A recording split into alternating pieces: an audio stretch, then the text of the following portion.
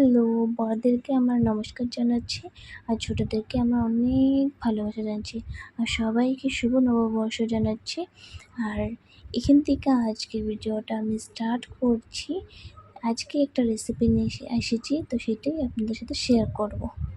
Hello বন্ধুরা, welcome back to my channel Deepika's lifestyle. আজকে আপনাদের সাথে নিয়ে এসেছি মশালা পাস্তার রেসিপিটা। তো অবশ্যই ভালো লাগলে একটা লাইক, কমেন্ট, শেয়ার করে দেবেন। আর আপনারাও এরকম মশালা পাস্তা ঘরে ট্রাই করতে পারেন। অনেকটাই ইজি আর বেশি সময় লাগে না। আমি একটা সসপ্যানে নিয়ে নিয়েছি জল, তারপর আমি এখানে দিয়েছি লবণ আর তেল। গরম হয়ে গেছে আমার জলটা, তারপর আমি দিয়ে দেব 1 কাপ মতন পাস্তা দিয়ে দেওয়ার পরে এটাকে ভালো করে 5 মিনিটের জন্য আমি সিদ্ধ করে নেব। 5 মিনিটের মধ্যে সিদ্ধ হয়ে যায়, কিন্তু বেশি সিদ্ধ হলে ভালো লাগে না। তো হালকা হালকা সিদ্ধ হয়ে গেছে, দেখুন আমার পাস্তা কিন্তু বেশি সিদ্ধ হয় না। তো এরকম করে সিদ্ধ করে নেওয়ার পরে পাস্তাগুলোকে আমি নামিয়ে নেব একটা বাটিতে।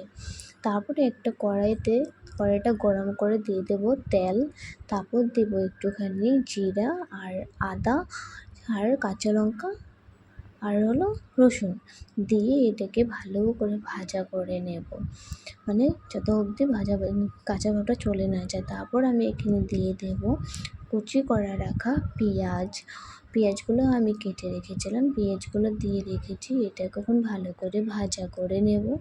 দেখুন যত অবধি ব্রাউন কালার না আসে তত অবধি ভাজা করে নেব। তারপর দিয়ে দেবো কুচি করা টমাটোগুলো আমি কেটে রেখেছিলাম। তারপর হলুদ, রেড চিলি পাউডার আর লবণ ভালো করে দিয়ে দেওয়ার পরে একটু ভালো করে ভাজা করে নেব।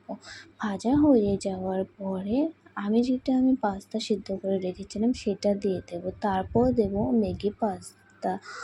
ম্যাগি মশালা পাস্তাটা দিয়ে দেবো। দেখুন দিয়ে দিয়েছি। তারপর ভালো করে সয়া সস, টমেটো কেচাপ দিয়ে দেবো পরিমাণ মতো। তারপর এটাকে আমি উপর দিয়ে দেবো ধনিয়া পাতা দেওয়ার পরে ভালো করে নেড়ে চেড়ে দেবো। একটু পরে মিক্স হওয়ার জন্য ভালো করে নেড়ে দেওয়ার পর দেখুন কালারটাও কি সুন্দর এসেছে আর খেতেও অনেকটাই ভালো লাগে।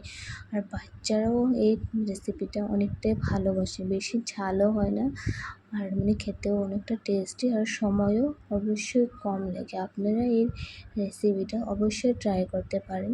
আর আমার যদি কিছু ভুল হয়ে থাকে আপনারা অবশ্যই কমেন্টে বলবেন, আমি অবশ্যই চেষ্টা করব ভুলগুলো শুধরানোর জন্য। তো চলুন আজকের ভিডিওটা এতটুকুর জন্যই। ভালো লাগলে অবশ্যই একটা লাইক, কমেন্ট, শেয়ার করবেন। এরকম রেসিপি নিয়ে আরও আসবো। Thank you for watching my video.